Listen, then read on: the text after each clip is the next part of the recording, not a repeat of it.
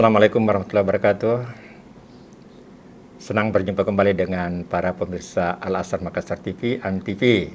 Dan kali ini kita kembali kedatangan tamu Pak Ismail Asnawi, yang kita ketahui bahwa Pak Ismail Asnawi adalah mantan kepala pemberitaan TVRI Ambon ya. Kemudian kepala stasiun TVRI Kalimantan Selatan dan terakhir TVRI Kalimantan Barat ya. Dan ini pendidikan Pak Ismail ini cukup lama ya. Pendidikan di Balai Diklat, mendapat pendidikan di Jerman. Ya, luar biasa nih pengetahuan Pak Ismail tentang media. Nah, jadi dari zaman dulu, dari zaman PLN Pak Ismail, PLN ke analog, kemudian ke digital, masih tetap aktif di digital ini sebagai seorang produser. Nah, kita akan bincang-bincang Pak Ismail bahwa media ini adalah suatu alat ya, yang paling menentukan adalah man behind the media, man behind the gun ya, man behind the camera, man behind the gun. Ya, bagaimana tentang ini kualifikasi yang dibutuhkan untuk menampilkan tayangan-tayangan khususnya di media sosial yang populer saat ini, Pak Ismail. Silakan ya. Ya, terima kasih atas kesempatan diberikan kepada saya hadir di sini untuk berbincang tentang orang-orang yang berada di balik media ya. Kualitas suatu siaran itu banyak bergantung kepada siapa yang di belakang media itu ya. Seringkali kita melihat pewawancara itu begitu hebat, kita pikir dialah itu yang merancang semuanya, padahal ada orang yang di belakangnya itu yang mendesain itu pesan-pesan tapi ada tim tapi hanya orang-orang tertentu yang bisa mengetahuinya. Pemirsa itu tidak tahu, wah jago sekali nih pewawancaranya ini. Padahal dia itu ada komando-komando dari luar bahwa kau tanyakan tentang ini itulah sekarang kan. Nah, sekarang kalau kita bicara tentang media sosial, sekarang ini bisa orang bekerja dengan sangat efisien ya. Artinya dengan modal, dengan HP saja kita bisa membuat satu media. Dengan fasilitas internet ya.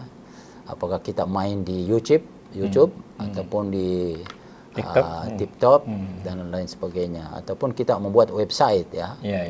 Selain kita main di berita-berita foto, ada juga bisa video. Nah, itu jadi banyak fasilitas yang bisa dimanfaatkan.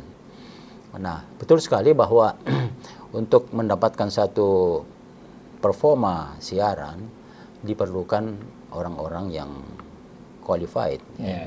Tentu diciptakan dari pertama dari pendidikan, latar belakang pendidikannya, kemudian yang kedua pengalamannya, pengalaman dalam. Karena ada istilah learning by doing ya.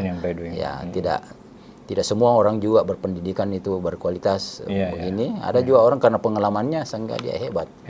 Gitu. Apalagi zaman sekarang dengan internet ini orang bisa belajar di rumah sendiri. Ya, dia duduk-duduk begini sambil belajar karena semua informasi sangat gampang didapatkan.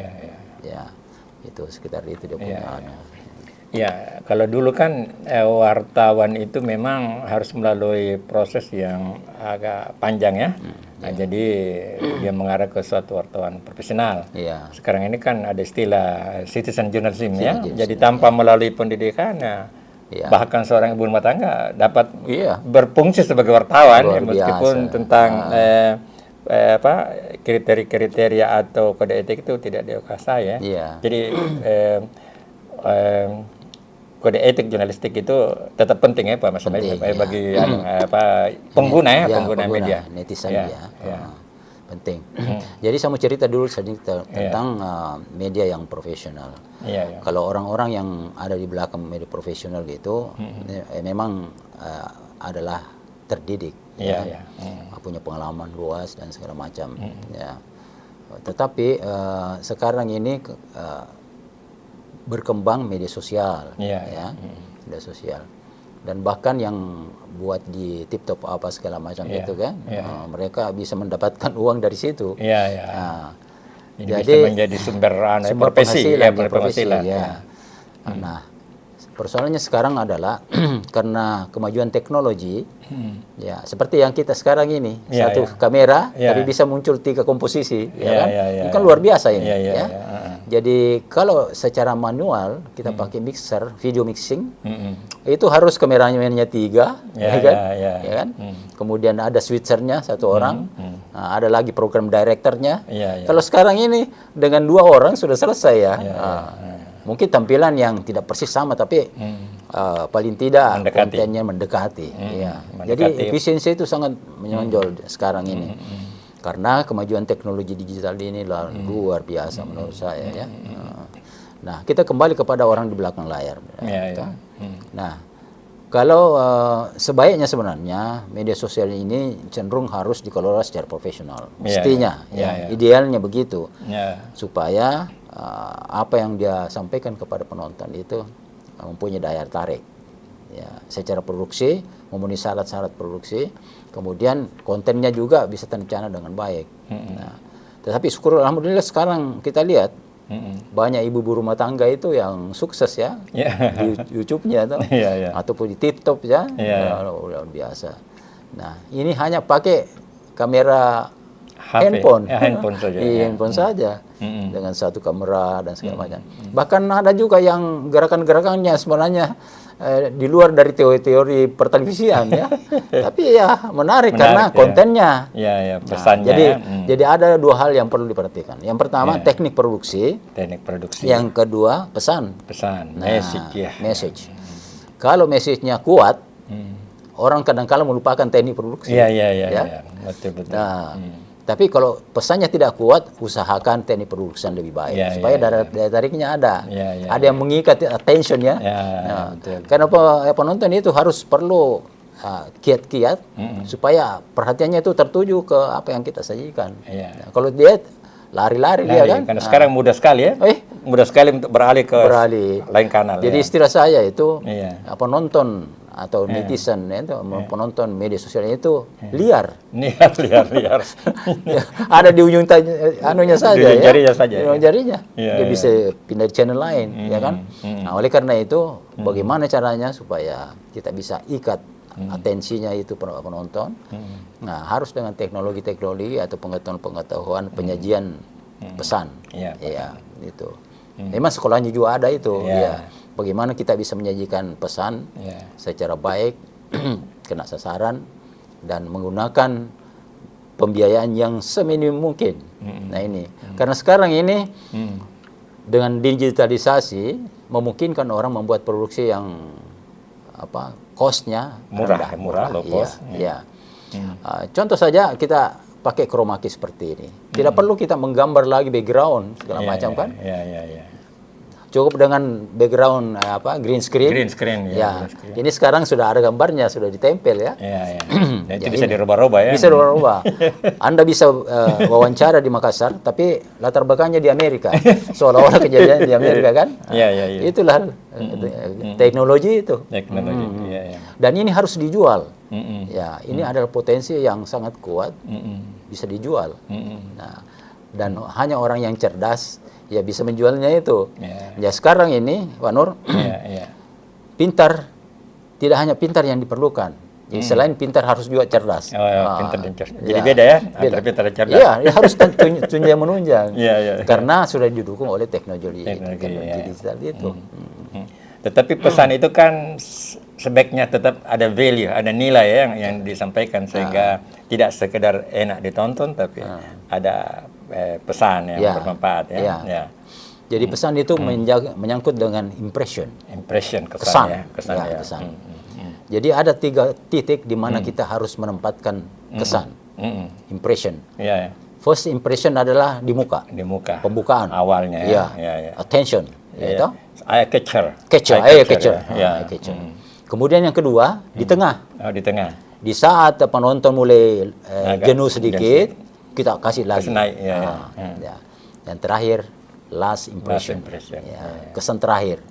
Jadi kalau orang menonton di bioskop, begitu dia keluar, pasti ada kesan yang dia tangkap. Itulah nilai sebuah pesan. Bisa dia nonton 1 jam, tetapi kesannya itu cuma mungkin berapa menit saja. Itulah fungsinya seorang perencana program siaran ya.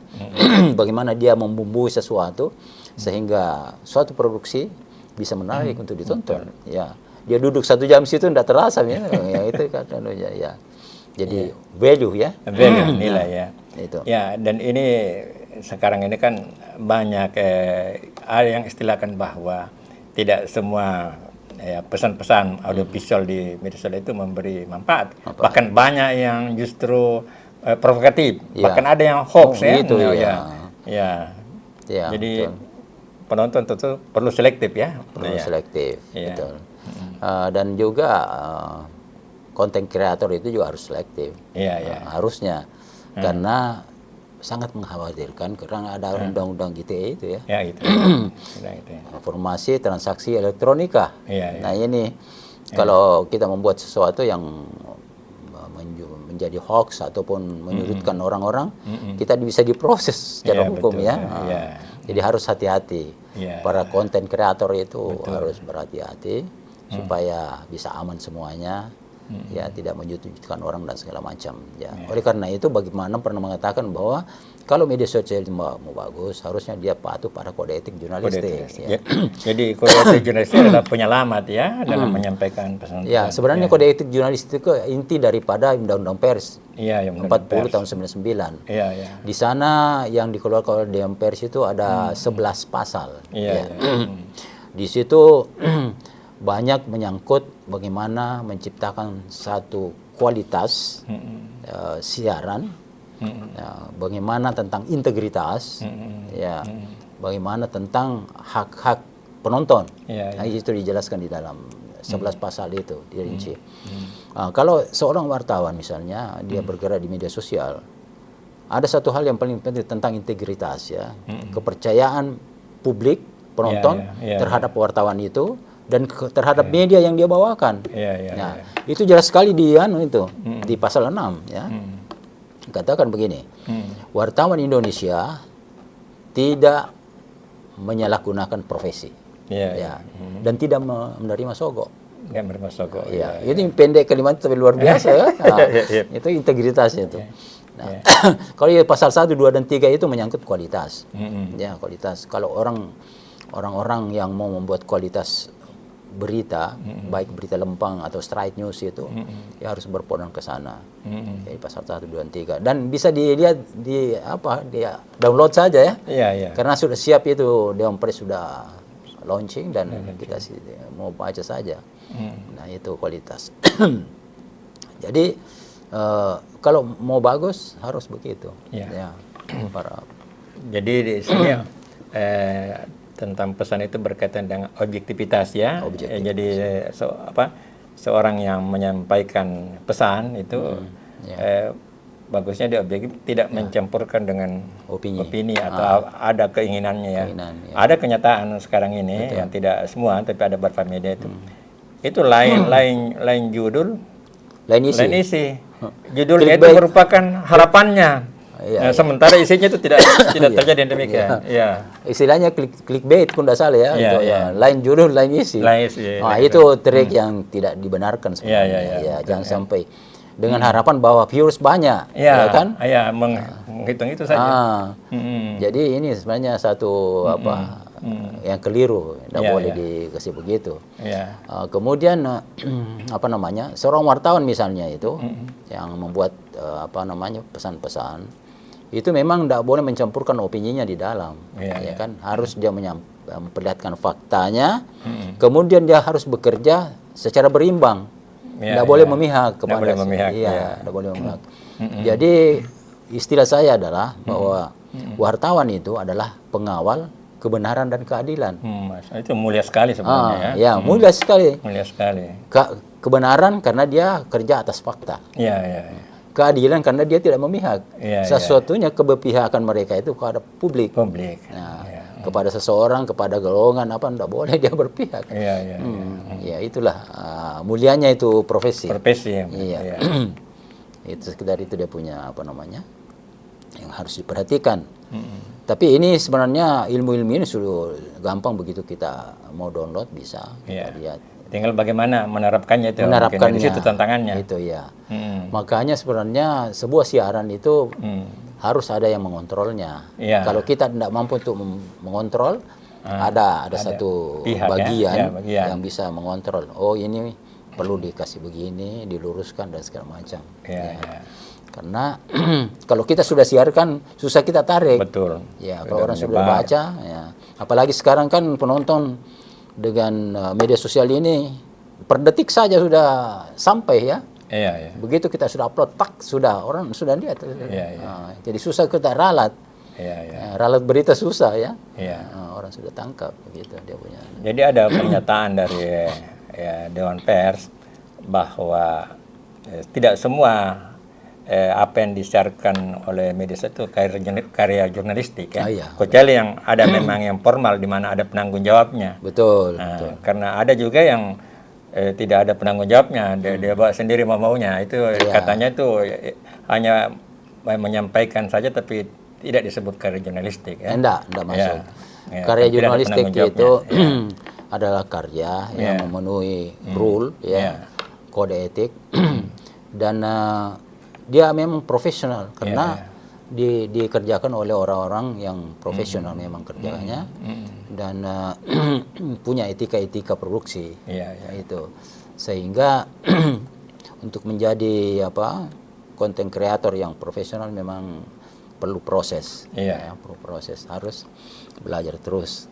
Nah memang kemudian juga kalau kita main di media misalnya kita pakai website ya, bikin media, kemudian Dewan Pers itu ada namanya verifikasi media. Verifikasi, ya.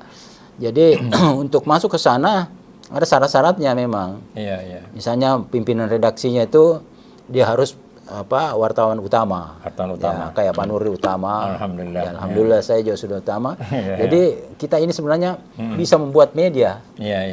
Sudah memenuhi persyaratan satu. Nah, tinggal yang lain-lain saja. Nah, kenapa itu? Karena Dewan Pers ini ingin melihat bahwa media itu memang bermanfaat untuk warga. Tidak sekedar hanya muncul-muncul begitu saja. Jadi itu kehendaknya Dewan Pers. Jadi ada verifikasi media namanya. Jadi teliti semua itu, dilihat kantornya, berapa karyawannya, bagaimana pembukanya segala macam. Memang persyaratannya agak ketat juga memang.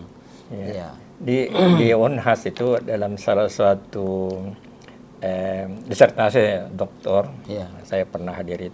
Di situ dinyatakan bahwa utamanya di daerah kita ini dan di Indonesia umumnya itu investigative report itu sangat kurang. Sangat kurang jumlahnya. Karena berisiko Risikonya. Bagaimana itu dengan investigative report itu? Jadi investigative reporting itu tidak bisa dikerjakan oleh seseorang. Dia harus dan teamwork. Harus tim. Sekurang-kurangnya 4 orang. Karena berisiko kan? Berisiko. Kemudian dia tidak bisa cepat disiarkan. Jadi dibuat dulu di pembagian tugas, kamu ke sini, jadi ada sesuatu hal yang mau dibongkar misalnya. Sesuatu ini untuk kepentingan publik. Untuk publik. Nah, maka harus gerakan investigasi. Baik melalui penegak hukum, kemudian objek-objeknya di mana, itu semua ditelusuri. Dan ini dilakukan dengan tim agar supaya tanggung jawabnya bukan seseorang. Sangat berbahaya kalau satu orang saja. Nah, bisa kita di pihak yang banyak kanunya. Di pihak yang disudutkan itu bisa. Risikonya ada. Tapi kalau dia tim, lembaga yang bertanggung jawab. Kemudian sesudah itu ada lagi orang yang mengawasi. Waktu dibuat, diawasi. Oh, ini cocok, ini tidak. Oh, ini perlu verifikasi lagi. Jadi fakta memang betul-betul harus ada. Dan perlu verifikasi. Kalau ada informasi masuk sama kita, itu seorang wartawan yang profesional itu tidak bisa langsung percaya. Harus verifikasi. Tabayun Tabayun. Saya ingat itu biasa Pak Bail. Ayatnya itu. Inja akum fasikum binabain fatabayanu antusibu qauman bijahalah. Jadi begitu. Jadi ketika seseorang datang ke seorang Membawa berita. Orang fasih datang ke fasik, Panu membawa berita, Ya. nah, maka periksa dulu, Ya. konfirmasi dulu sebelum Anda menyiarkan kepada satu kaum, Ya. Karena kalau Anda tidak teliti, Anda menyesali perbuatanmu. Ya. Ini firman loh. Sejak dulu ya, sejak 1400 tahun lalu ini sudah ada petunjuknya sudah, Allah. ya. Saya istilahkan itu ayat wartawan. Wah, itu. Nah, ini. Jadi semua orang yang bergerak di bidang informasi harus tahu ini. Ya. Harus tahu. Jadi Allah memang sudah menggiring itu hambanya supaya dia tidak celaka sebenarnya. Masya Allah, itu tujuannya. Gitu. Apa itu yang undang-undang pers segala macam itu kan lanjutan saja ya. Tapi intinya sudah di sana. Ya, kebenaran menggali fakta ya. Saya juga saya belajar ilmu ini misalnya 30 tahun, sudah lewat 25 tahun baru saya tahu ada ayat rupanya. Ya, Prof Walida itu, Prof Walida. Ya, sudah 25 tahun menjalani profesi kewartawanan baru ada ayat rupanya. baru bertawan. Suatu waktu Prof Walida itu dia hatib memberi khutbah di Masjid Wartawan. Oh, di Masjid Wartawan. Sulawesi Selatan ya. Karena hanya Sulawesi Selatan yang punya Masjid Wartawan. Nah, di situ dia munculkan itu ayat. Saya lihat, wah benar juga ini. Oh, rupanya wartawan ada ayatnya. Ya, itulah. Dan Nabi itu sebenarnya kan pekerjaan mulia Nabi itu kan dari nabah, artinya berita. Ya. Jadi Nabi itu pembawa berita. Berita akhirat ya. Ada berita dari Allah dan berita akhirat ya. Dunia akhirat malah. Dunia akhirat. Jadi sebenarnya itu Nabi itu wartawan. Ya. Ya, hanya memang berita-beritanya bukan hanya fakta sekitar itu tapi hari kemudian. Jadi masa lalu dan akan datang ya. Hari kemudian yang ada di depan. Ya, hari kemudian depan. Hanya istilah ya. Istilah, rupanya di depan. Kalau bahasa Makassar Al-Riboko padahal bukan di belakang, di muka. Akhirat kan ada di depan sana. Ada di depan. Kita on the way. On the way dan kita akan ke sana semuanya. Ya, mengenai ini objektivitas itu ada ungkapan bahwa selama manusia yang ada di planet bumi ini menjadi wartawan akan selalu ada kepentingan katanya. Kecuali memang peliputnya itu dari Mars yang tidak ada kepentingan. Tapi tentu saja tetap berkepentingan, tapi mungkin paling tidak dieliminasi ya. Bagaimana kiat-kiatnya itu untuk bisa objektif tanpa merugikan pihak perusahaan tempat dia bekerja dan juga nasibnya sendiri bersangkutan. Jadi kalau wartawan itu kan dia bekerja di media. Di media ya.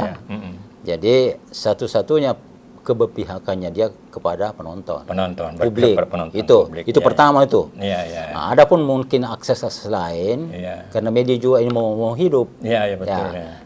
Sejauh tidak melanggar aturan-aturan keberpihakan publik. Nah, bisa cari duit, tapi jangan sampai melanggar itu tadi prinsip-prinsip dasarnya. Karena media mau jalan ya. Silakan sesuai on the track ya. Ada kan pernah dia satu pelatihan itu yang bertanya bagaimana kalau saya tidak minta tapi dapat amplop ya. Itu waktu saya ingat instrukturnya bilang, yuk lapor kepada bosmu ya. Itu salah satu tuh mungkin. Ya, artinya segala sesuatunya harus transparan ya. Tapi kalau amplop itu banyak macam tuh. Ada yang transportasi, nilainya lebih bawah. Betul ya. Mungkin asal jangan sogokan. Jangan sogokan ya. Intinya itu jangan sogokan. Kalau itu transportasi ambil aja, kan? Karena itu jasa Anda datang ke sana. Tapi kalau sogokan melanggar pasal 6, itu kode etik. Dalam arti tidak mengungkap fakta atau tidak mengungkap fakta atau ada keberpihakan. Itu akan melanggar. Tidak boleh ya. Jadi jangan mengorbankan profesi. Jangan mengorbankan profesi. Karena ada sesuatu. Apalagi keberpihakan sama publik ya, bukan satu golongan atau perorangan, tidak bisa. Nah, itulah anunya. Jadi semua sudah diikat dengan aturan. Undang-undang pers ada, undang-undang ITE, kemudian ada undang-undang apa namanya itu mengenai anak, perlindungan anak. Perlindungan anak. Ada undang-undang keterbatasan informasi apa? Undang-undang keterbatasan publik ya. Keterbukaan publik. Keterbukaan publik Iya, ya. iya. Jadi yang menyangkut rahasia negara apa Iya. bisa diinkan ya kan. Iya. Nah, itu semua pegang-pegangannya. Tapi yang paling penting seorang jurnalis itu harus menguasai kode etik jurnalis. Iya. Kalau dia mau selamat ya. Iya. Nah, baik itu kerja di media sosial, terutama sekali mereka yang kerja di media mainstream. Iya, jadi baik wartawan profesional maupun wartawan amatir. Amatir, Ya, istilahnya amatir. Iya, amatir ya. Iya. Ya, jadi tetap perlu mempelajari kode etik jurnalistik iya. supaya selamat dalam aktivitasnya. Karena kode etik jurnalistik adalah semuanya penyelamat bagi yang mendalami profesi tersebut ini. Jadi penuntun ya. Iya, penuntun. Ya, ini jalur kupakai, ini jangan. Jadi itu sebenarnya ada anjuran, ada larangan di situ. Ya. Itu dia punya sekitar itu dia punya Ini memang penting sekali apalagi sekarang peluang-peluang untuk menjadi wartawan itu sangat terbuka. Semua orang bisa menjadi wartawan. Dan semua orang warga negara mempunyai hak untuk mengungkapkan satu ide. Tentu harus dibarengi dengan aturan-aturan main, ya kan? Tidak dilarang. Apalagi sekarang gampang orang membuat media, walaupun dengan cara-cara media sosial ya, tetapi itu bisa dikelola secara profesional. Dengan cara membenahi sumber daya manusianya, dengan sistem yang ada. Dan bisa dilakukan secara efisien. Kalau sekarang ini ya, dunia digital ini luar biasa. Banyak peluang yang diberikan, terutama sekali kepada orang-orang yang punya bakat ke situ, kemudian ada visi misi yang dia mau bawakan. Ya, itu semua bisa dilakukan. Sekarang ini lagi ramai sekali nih di masa ini. Kelihatan memang ada keberpihakan ya. Ada kanal-kanal tertentu yang ada keberpihakan pada calon-calon tertentu. Ya, ada juga yang bagaimana ini Pak Amir sebaiknya sebagai seorang pengelola media bagaimana dia harus bertindak sebagai orang yang ada di belakang ini bagaimana seharusnya dia bertindak dalam ramainya ini. Itu terutama sekali dalam hal-hal politik ya. Itu saya lihat banyak yang menggunakan media sosial ini untuk menjelekkan orang dan segala macam. Dan tapi itu rawan sebenarnya. Rawan bagi dirinya karena tidak akan membuat mereka aman. Mungkin hari ini aman, besok lusa juga kau bisa orang ya, orang bisa membalasnya dan segala macam. Dan situasinya akan menjadi semakin rumit. Jadi sebaiknya ya lakukan saja sesuai dengan fakta-fakta yang ada. Tidak bisa kita keluar dari situ. Ya, karena aturan-aturan mainnya sudah disiapkan. Segala macam. Jadi tetap netral dan tidak boleh menjelekkan atau apalagi sesuatu yang tidak berdasarkan fakta. Jadi ada kan istilahnya itu black campaign dan negative campaign. Sebaiknya dihindari itu ya. Kalau black campaign kan sesuatu yang fitnah. Sedangkan negative campaign adalah mengungkap kejelekan orang. Itu harus dihindari. Sekarang ini peluang terbuka ini untuk melakukannya. Jadi harus self correction ya. Jadi sebelum dia keluarkan harus mengoreksi sendiri yang mana bisa yang mana tidak.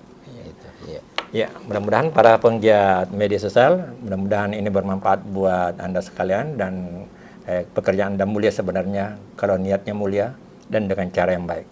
Terima kasih atas pertanyaannya. Akhirul kalam. Wabarakallahu fikum. Assalamualaikum warahmatullahi wabarakatuh. Waalaikumsalam warahmatullahi wabarakatuh. Terima kasih Pak.